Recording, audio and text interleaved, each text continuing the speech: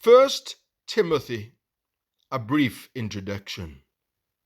First Timothy is one of three pastoral letters, including 2 Timothy and Titus, that the aging Apostle Paul sent to those who would continue his work. Timothy was, in every way, Paul's spiritual son. Young, but gifted, Timothy had been assigned to lead the church at Ephesus, a church needing order in worship, as well as doctrinal correction, plagued as it was by false teachers.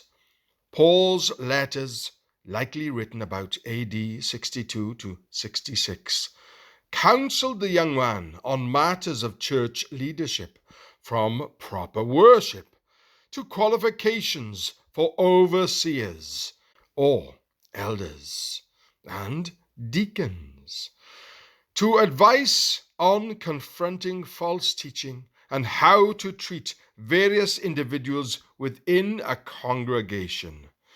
Paul charged Timothy to live a life beyond reproach, giving believers a standard to emulate.